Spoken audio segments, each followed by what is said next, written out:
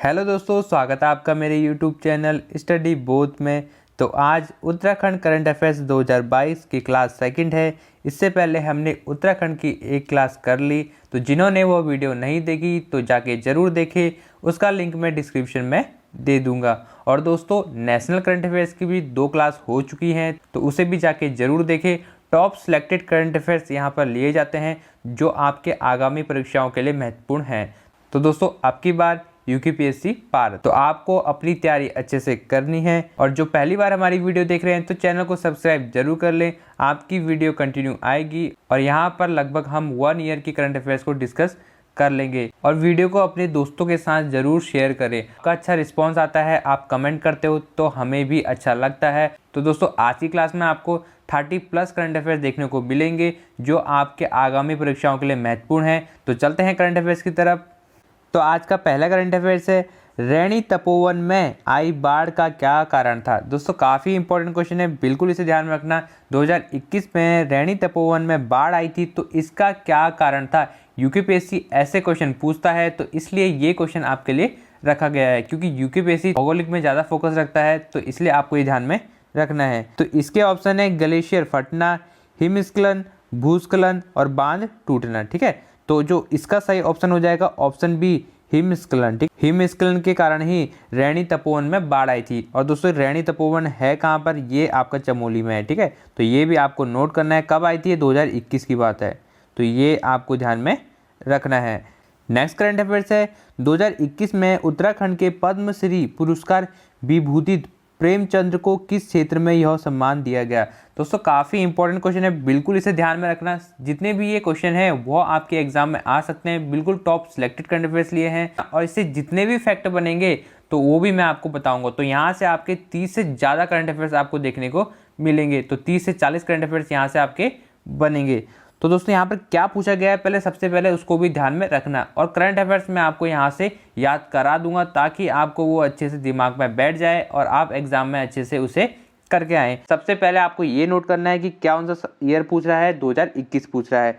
और कौन सा पुरस्कार है, पद्मश्री। ठीक है, तो ये ध्यान रखना, पद्मश्री पुरस्कार है। और किसको मिला था, प्रेमचंद्र को मिला था। तो ये किस क्षेत्र से थे, ये पूछा गया है। तो आपके ऑप्शन है कृषि, पर्यावरण, लोक संगीत और खेल। ठीक है, तो जो इसका सही आंसर हो जाएगा कृषि से। ठीक है, बिल्कुल ध्यान रखना, वह कृषि से संबंधित थे। और इनको क्या मिला था, पद्मश्री मिला था। ठीक है, कृषि क्षेत्र में पद्मश्री अवार्ड मिला था। कौन से साल में, 2021 में मिला था, ये भी आपको ध्यान में रखना है। नेक्स्ट है, उत्तराखंड हाईकोर्ट के नए मुख्य न्यायाधीश कौन है। दोस्तों, ये काफी इंपॉर्टेंट है, बिल्कुल इसे ध्यान में रखना, इसे स्टार लगा लो, बिल्कुल एग्जाम में ये आ सकता है। आपको ये पता होने चाहिए कि उत्तराखंड हाईकोर्ट के नए मुख्य न्यायाधीश कौन है, जो वर्तमान में अभी नए मुख्य न्यायाधीश बने हैं वह कौन है। तो आपके ऑप्शन है सुधांशु धूलिया, अशोक देसाई, RS चौहान और बिपिन सांघी। ठीक है, तो इसका जो सही आंसर हो जाएगा ऑप्शन डी, बिल्कुल सही हो जाएगा। बिपिन सांघी ही वर्तमान में उत्तराखंड हाईकोर्ट के नए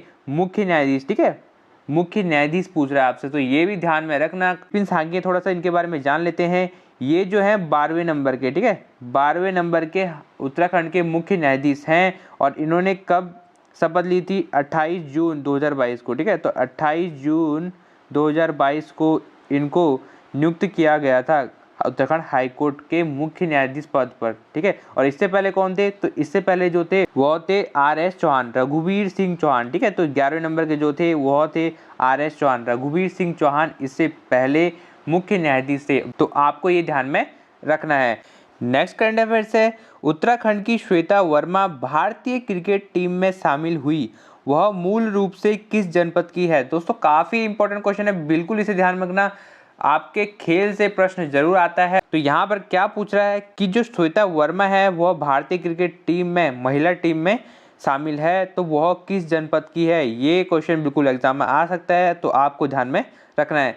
तो ये जो है पिथौरागढ़ से हैं, तो ऑप्शन ए बिल्कुल सही हो जाएगा। तो दोस्तों, यहाँ पर आपको ये भी ध्यान रखना है कि जो श्वेता वर्मा है इनका संबंध कौन से खेल से है, क्रिकेट से है। तो ऐसा भी क्वेश्चन आ सकता है कि श्वेता वर्मा का संबंध कौन से खेल से है, क्रिकेट से है, और यह किस जनपद से है, पिथौरागढ़ से हैं। ऑप्शन ए बिल्कुल सही हो जाएगा। तो ये दोनों तरीके से आपको क्वेश्चन याद रखना है, क्योंकि क्वेश्चन किसी भी तरह से पूछ सकता है। नेक्स्ट करंट अफेयर्स है आपका, प्रसिद्ध पर्यावरणवादी सुंदरलाल बहुगुणा का 21 मई 2021 को निधन हो गया, वह मुख्य रूप से किस आंदोलन के लिए जाने जाते हैं? तो ये काफ़ी इंपॉर्टेंट क्वेश्चन है, बिल्कुल ध्यान में रखना।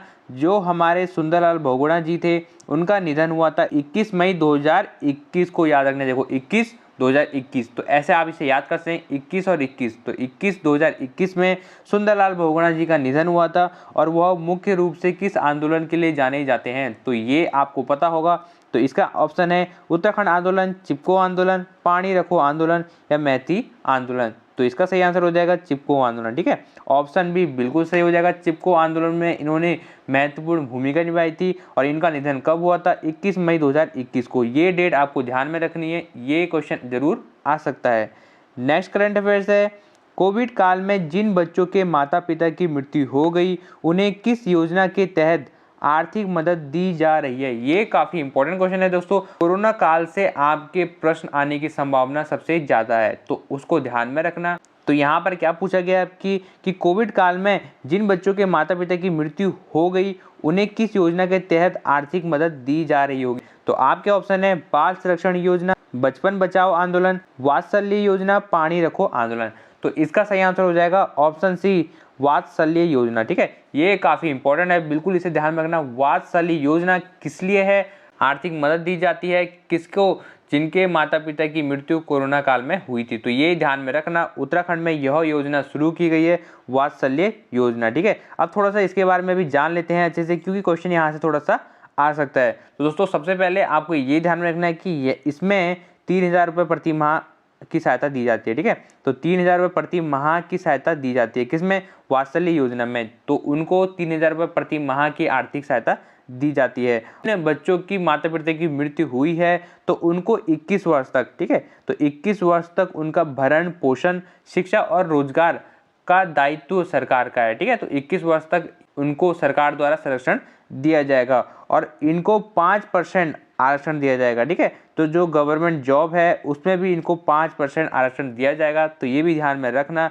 और बच्चों के वयस्क तक पैतृक संपत्ति को बेचने का अधिकार किसी को भी नहीं है। तो ये भी ध्यान में रखना, इस योजना के तहत जो उन बच्चों की पैतृक संपत्ति है उसको बेचने का अधिकार किसी को भी नहीं है। मतलब जो उनके रिश्तेदार हैं उनको भी वह संपत्ति बेचने का अधिकार नहीं है। तो इस योजना के तहत यह सारी आर्थिक सहायता दी जाती है। और दोस्तों यह योजना किसने शुरू की थी? तो ये भी आपको ध्यान में रखना है। तो यह योजना शुरू की थी तीरथ सिंह रावत। ठीक है, जो हमारे मुख्यमंत्री थे, पूर्व मुख्यमंत्री तीरथ सिंह रावत, इन्होंने यह योजना शुरू की थी। मतलब इनके काल में यह योजना आई थी। तो आपको ये ध्यान में रखना है, इतने सारे पॉइंट आपको इसे ध्यान में रखने हैं। नेक्स्ट करंट अफेयर्स है, उत्तराखंड निवासी न्यायमूर्ति सुधांशु धूलिया किस हाई कोर्ट के मुख्य न्यायाधीश बने? दोस्तों ये काफी इंपॉर्टेंट क्वेश्चन है, बिल्कुल इसे ध्यान में रखना। क्या पूछा गया आपसे कि उत्तराखंड निवासी हैं न्यायमूर्ति सुधांशु धूलिया, ठीक है, जो सुधांशु धूलिया जी हैं किस हाई कोर्ट के मुख्य न्यायाधीश बने हैं? तो आपको ये ध्यान में रखना है। तो दोस्तों ऑप्शन है Delhi high court, Bombay high court, Jaipur high court और गुवाहाटी हाई कोर्ट। तो ये आपको ध्यान में रखना है। तो इसका सही आंसर हो जाएगा गुवाहाटी हाई कोर्ट है। तो यहाँ पर सुधांशु धूलिया बने थे और अभी ये वर्तमान में सुप्रीम कोर्ट के न्यायाधीश हैं। ठीक है, तो ये भी आपको ध्यान में रखने हैं, गुवाहाटी हाई कोर्ट के मुख्य न्यायाधीश बने थे। ठीक है, और अभी ये वर्तमान में कहाँ पर है? सुप्रीम कोर्ट के न्यायाधीश हैं। ठीक है, तो ये भी आपको ध्यान में रखना है, सुप्रीम कोर्ट के न्यायाधीश हैं वर्तमान में। ठीक है, नेक्स्ट है नंद प्रयाग घाट आंदोलन। ठीक है दोस्तों, कौन सा आंदोलन है? नंद प्रयाग घाट आंदोलन किस मांग से संबंधित है? तो आपको इसे ध्यान में रखना है। ऑप्शन है सड़क चौड़ीकरण, बांध का विरोध, कृषि उपज का मूल्य, वनों पर हक हकूक। ठीक है, तो आपको ये ध्यान में रखना है। तो इसका सही आंसर हो जाएगा सड़क चौड़ीकरण के लिए। ठीक है, जो नंद प्रयाग घाट आंदोलन था यह किसके लिए था? सड़क चौड़ीकरण के लिए था। ऑप्शन ए बिल्कुल सही हो जाएगा। नेक्स्ट करंट अफेयर्स है, उत्तराखंड में कोरोना का टीकाकरण सबसे पहले स्वास्थ्य कर्मियों को कब लगा? ठीक है, तो ये भी काफी इंपॉर्टेंट क्वेश्चन है दोस्तों। कोरोना काल से मैंने कहा था कि क्वेश्चन जरूर आएंगे, तो आपको इसे ध्यान में रखना है। तो क्या पूछ रहा है आपको कि उत्तराखंड में कोरोना का जो टीकाकरण सबसे पहले स्वास्थ्य कर्मियों को कब लगा था? ठीक है, तो क्वेश्चन ऐसे भी पूछ सकता है कि उत्तराखंड में सबसे पहला कोरोना का टीकाकरण किसको लगा था? स्वास्थ्य कर्मियों को लगा था। तो आपको ये भी ध्यान में रखना है। ठीक है, और कब लगा था यहाँ पर आपसे डेट पूछी गई है, तो आपको इसे ध्यान में रखना है। तो ऑप्शन है 10 दिसंबर 2020, 5 फरवरी 2021, 16 जनवरी 2021, 6 जनवरी 2021। इसका सही आंसर हो जाएगा 16 जनवरी 2021। ऑप्शन सी बिल्कुल सही हो जाएगा दोस्तों, याद कर लो 16 जनवरी 2021 क्या है डेट। 16 जनवरी 2021 को स्वास्थ्य कर्मियों को टीकाकरण लगा था, ठीक है। उत्तराखंड में स्वास्थ्य कर्मियों को सबसे पहला टीकाकरण लगा था। कब लगा था? 16 जनवरी 2021। बिल्कुल डेट याद हो जानी चाहिए, आपको इसे ध्यान में रखना है, एग्जाम में ये प्रश्न बन सकता है। दोस्तों वीडियो को शेयर जरूर करें अपने दोस्तों के साथ और अपने दोस्तों को बताएं कि स्टडी बोर्ड चैनल में करंट अफेयर्स की क्लासेस चल रही हैं और जो आपकी रिवीजन क्लास थी और वो भी आपकी आएंगी। दोस्तों एक वीडियो बनाने में काफ़ी मेहनत लगती है, अगर आपको वीडियो अच्छी लगती है तो वीडियो को शेयर जरूर करें। आपके लिए सारा कंटेंट फ्री है, आप सिर्फ अपने दोस्तों को वीडियो शेयर करें और उनको हमारे चैनल के बारे में बताएं। नेक्स्ट करंट अफेयर्स है, तीरथ सिंह रावत ने उत्तराखंड के मुख्यमंत्री के रूप में कितने दिन काम किया है? ये काफ़ी इंपॉर्टेंट क्वेश्चन है, बिल्कुल से ध्यान रखना कि जो तीरथ सिंह रावत थे उन्होंने उत्तराखंड के मुख्यमंत्री के रूप में कितने दिन काम किया। अब दोस्तों तीरथ सिंह रावत जी को ही क्यों लिया गया है, और भी तो मुख्यमंत्री थे, उनको क्यों नहीं लिया गया? आपके मन में ये प्रश्न उठ रहा होगा। तो दोस्तों यह इतिहास में पहली बार हुआ कि उत्तराखंड में इतने कम समय में तीरथ सिंह रावत मुख्यमंत्री बने, पहला मुख्यमंत्री जो इतने कम समय तक पद पर रहा, तो इसलिए तीरथ सिंह रावत को लिया गया है।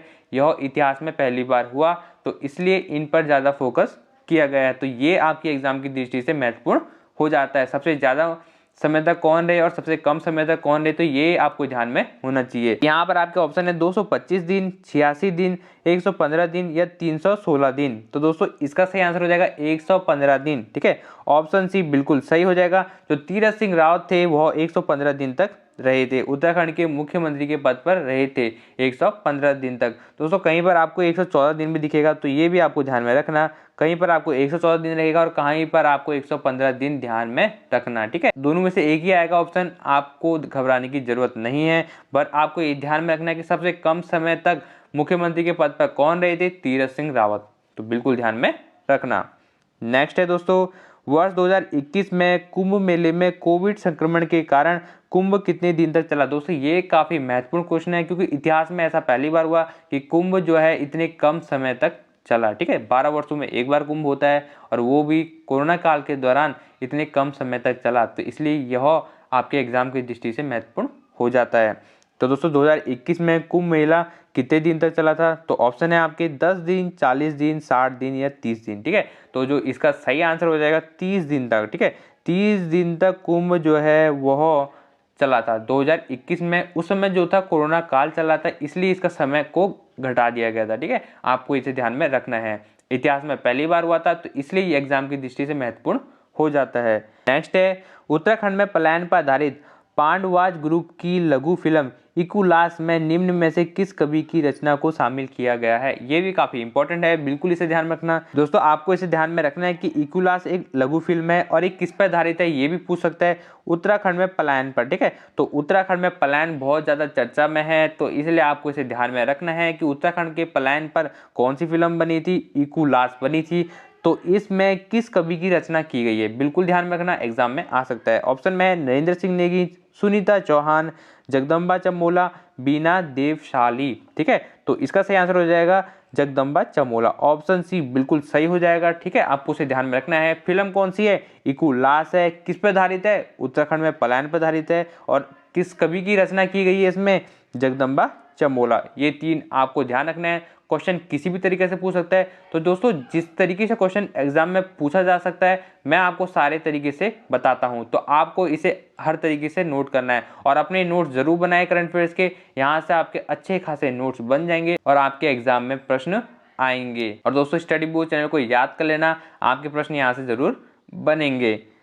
नेक्स्ट करंट अफेयर्स है, 4 मार्च 2021 को गैरसैंण को कमिश्नरी का दर्जा देने की घोषणा की गई थी, किसने की थी, ठीक है। तो आपसे क्वेश्चन में ये पूछा गया है कि 4 मार्च 2021 को, ठीक है, जो गैरसैंण था काफी चर्चा में है वैसे भी, कमिश्नरी का दर्जा देने की घोषणा किसने की? क्या पूछ रहा है आपसे?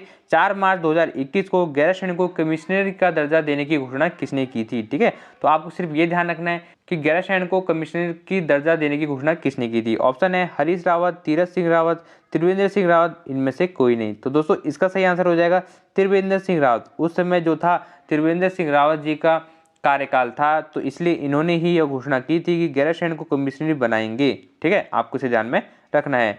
नेक्स्ट है उत्तराखंड आंदोलन के रामपुर कांड पर आधारित लघु फिल्म रक्त रंजित के निर्माता निर्देशक कौन है। काफ़ी इंपॉर्टेंट है, बिल्कुल इसे ध्यान में रखना कि उत्तराखंड आंदोलन के रामपुर कांड, ये तो आपको पता होगा, जो उत्तराखंड में रामपुर कांड हुआ था उस पर आधारित एक फिल्म बनाई गई है। ठीक है, उस फिल्म का नाम क्या है, रक्त रंजित। तो ये भी ध्यान में रखना कि उत्तराखंड के रामपुर कांड पर आधारित कौन सी फिल्म है, तो वो है रक्त रंजित। रामपुर कांड, रक्त रंजित। ठीक है, रॉ और रॉ ऐसे भी आपको ध्यान में हो सकता है। और इसके निर्माता निर्देशक कौन है, मतलब किसने यह बनाई है। ऑप्शन है जयदीप सकलानी, जयदेव भट्टाचार्य, गोपाल थापा और अजय गुलाटी। ठीक है, तो इसका सही आंसर हो जाएगा जयदेव भट्टाचार्य। ठीक है, तो जयदेव भट्टाचार्य ने ही कौन सी फिल्म बनाई है, रक्त रंजित बनाई है। किस पर आधारित है, उत्तराखंड के रामपुर कांड पर आधारित है। तो इस तरीके से आपको ध्यान में रखना है। दोस्तों नोट्स जरूर बना लेना, एग्जाम की दृष्टि से महत्वपूर्ण है।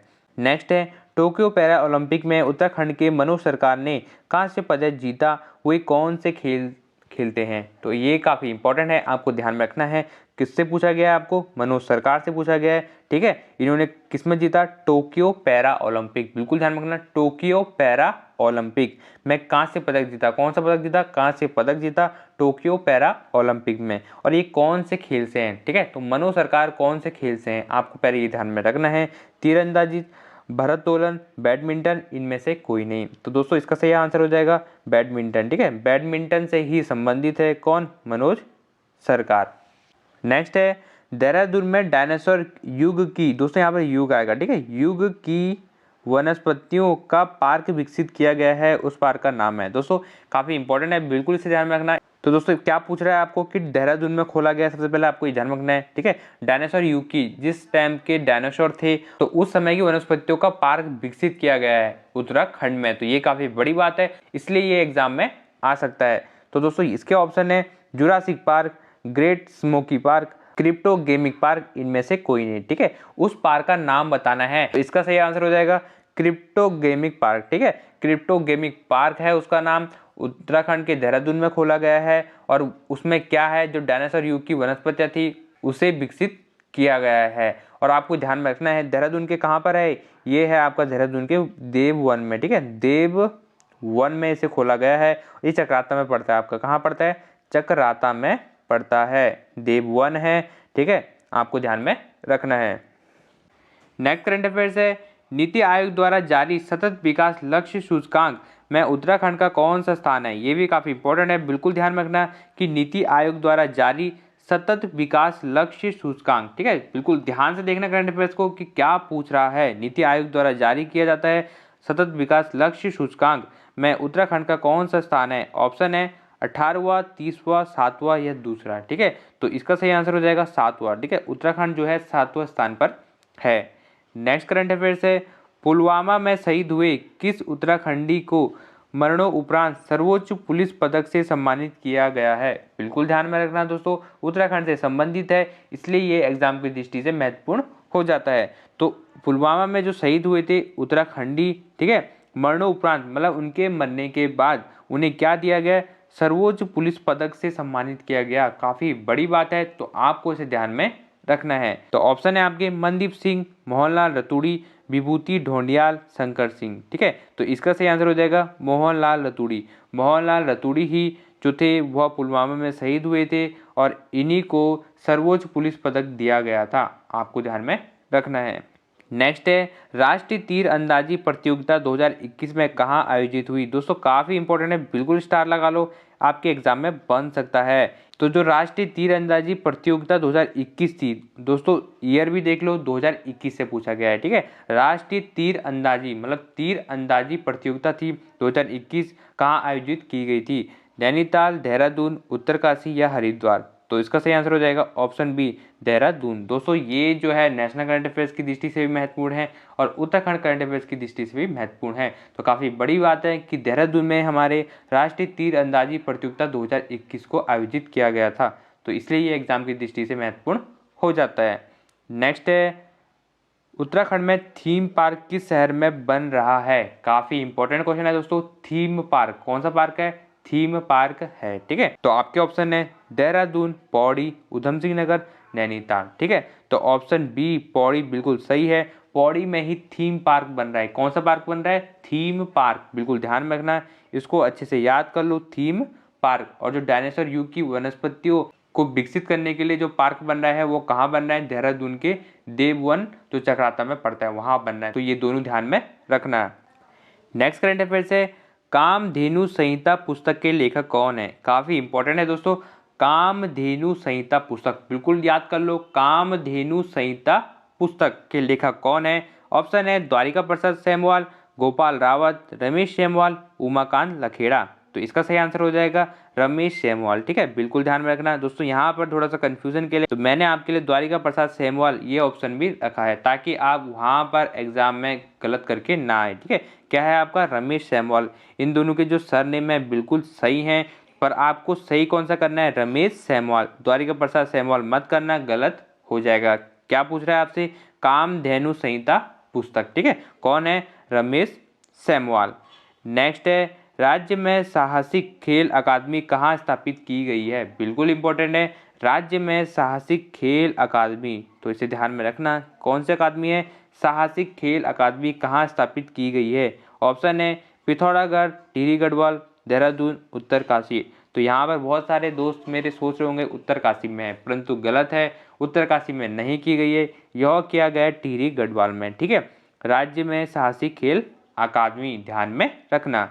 नेक्स्ट करंट अफेयर्स है, कुमाऊं मंडल का पहला साइबर थाना कहाँ खोला गया है? थोड़ा ध्यान से देखना दोस्तों कि क्वेश्चन क्या पूछ रहा है कि पहला साइबर थाना, ठीक है, पहला साइबर थाना कहाँ खोला गया है? तो ऑप्शन है अल्मोड़ा, रुद्रपुर, नैनीताल या सल्ट। ठीक है, तो इसका सही आंसर हो जाएगा रुद्रपुर में ही पहला साइबर थाना खोला गया है कुमाऊं मंडल का। ये भी ध्यान में रखना। ठीक है, कुमाऊं मंडल का पूछ रहा है पहला साइबर थाना कहाँ खोला गया है? रुद्रपुर में खोला गया है। नेक्स्ट है, 2021 के गणतंत्र दिवस परेड में दिल्ली में उत्तराखंड ने किस थीम पर झांकी प्रस्तुत की? ये काफ़ी इंपॉर्टेंट है, बिल्कुल इसे ध्यान में रखना कि 2021 में गणतंत्र दिवस परेड में दिल्ली में, ठीक है, दिल्ली में ही होता है, उत्तराखंड ने किस थीम पर झांकी प्रस्तुत की? ठीक है, तो उत्तराखंड की 2021 में झांकी क्या थी? बस सीधे से आपसे ये पूछ रहा है। ऑप्शन है बद्रीनाथ, केदारखंड, गंगोत्री, यमुनोत्री। ठीक है, तो 2021 में जो उत्तराखंड की झांकी थी उसकी थीम थी केदारखंड। ठीक है, तो केदारखंड उसकी थीम थी, बिल्कुल इसे ध्यान में रखना, एग्जाम में बन सकता है दोस्तों, झांकी से प्रश्न जरूर आता है, तो आपको ध्यान में रखना है। नेक्स्ट है, उत्तराखंड का पहला बाल थाना किस जनपद में खुला है? ये भी काफी इंपॉर्टेंट है, बिल्कुल ध्यान में रखना। इससे पहले मैंने आपको क्या बताया था कि पहला साइबर थाना, ठीक है, वो खुला है कहाँ पर? रुद्रपुर में। और यहाँ पर क्या पूछ रहा है आपको? उत्तराखंड का पहला बाल थाना। दोस्तों ध्यान रखना, बाल थाना पूछ रहा है। ऑप्शन है उत्तरकाशी, बागेश्वर, देहरादून या उधम सिंह नगर। ठीक है, तो इसका सही आंसर हो जाएगा देहरादून में ही पहला बाल थाना खुला है उत्तराखंड का। ऑप्शन बिल्कुल ध्यान में रखना, एग्जाम में ये प्रश्न जरूर बनेगा, आपको इसे ध्यान में रखना है। और पहला साइबर थाना पूछेगा तो रुद्रपुर, और पहला बाल थाना पूछेगा तो देहरादून। नेक्स्ट है, वर्ष 2021-22 का बजट कहाँ से प्रस्तुत किया गया था? ये भी ध्यान में रखना है दोस्तों, क्योंकि हमारी जो विधानसभा है वह देहरादून में भी है और गैरासैंण में भी है, तो दोनों में से आपको कोई भी आ सकता है। तो यहाँ पर 2021 से जो 22 का बजट प्रस्तुत किया गया था तो वह किया गया था देहरादून या गैरासैंण। तो दो ऑप्शन है, या इनमें से कोई नहीं, तो यह किया गया था गैरासैंण में। ठीक है, तो गैरासैंण में किया था, इसलिए यह महत्वपूर्ण हो जाता है। कौन सा बजट है दोस्तों? वर्ष जरूर देखो, कहीं तो कंफ्यूज हो जाओगे। 2021-22 का किया गया था, कहाँ किया गया था? गैरासैंण में किया गया था। नेक्स्ट है, नेशनल इंस्टीट्यूट रैंकिंग फ्रेमवर्क में आईआईटी रुड़की को वर्ष 2021 में कौन सा स्थान मिला? बिल्कुल इंपॉर्टेंट है दोस्तों, आईआईटी रुड़की उत्तराखंड में है, तो ये एग्जाम की दृष्टि से महत्वपूर्ण हो जाता है। नेशनल इंस्टीट्यूट रैंकिंग फ्रेमवर्क, ठीक है, क्या पूछ रहा है? नेशनल इंस्टीट्यूट रैंकिंग फ्रेमवर्क में आईआईटी रुड़की कौन से स्थान पर है 2021 में? दोस्तों ईयर भी देखना, 2021 का पूछ रहा है। तो ऑप्शन है पहला, दूसरा, तीसरे स्थान पर या चौथा स्थान पर। तो इसका सही आंसर हो जाएगा चौथे स्थान पर है। ठीक है, जो आईआईटी रुड़की है वह कौन से स्थान पर है? चौथे स्थान पर है। और दोस्तों नेशनल करंट अफेयर्स की दृष्टि से इसे भी जान लो कि पहले स्थान पर कौन है, तो आईआईटी मद्रास। ठीक है, आईआईटी जो मद्रास है वह पहले स्थान पर है। ठीक है, और चौथे स्थान पर कौन है? रुड़की है।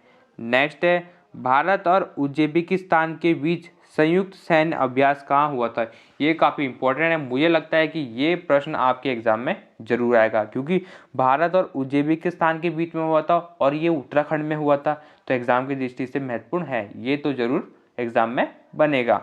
तो दोस्तों ऑप्शन है देहरादून, अल्मोड़ा, रानीखेत या उत्तरकाशी। ठीक है, तो कौन सा युद्ध, पहले इसे देख लो।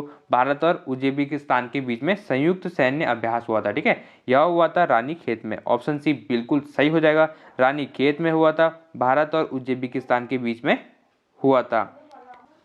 नेक्स्ट है बीजदान अभियान के प्रणेता कौन है। काफ़ी इंपॉर्टेंट है, इसे भी ध्यान में रखना कि बीजदान अभियान के प्रणेता कौन है। तो दोस्तों इसका ऑप्शन है अशोक कुमार, अलकनंदा अशोक, द्वारिका प्रसाद सेमवाल या रमेश सेमवाल। ठीक है, तो इसका सही आंसर हो जाएगा द्वारिका प्रसाद सेमवाल ही बीजदान अभियान के प्रणेता है। बिल्कुल ध्यान में रखना, रमेश सेमवाल मत करना। कौन सा सेमवाल है, द्वारिका प्रसाद सेमवाल है। ठीक है, और जो रमेश सेमवाल थे, मैंने आपको बताया था कामधेनु संहिता के प्रणेता हैं। कौन, रमेश सेमवाल। और इसका सही आंसर हो जाएगा द्वारिका प्रसाद सेमवाल, बीजदान अभियान के प्रणेता।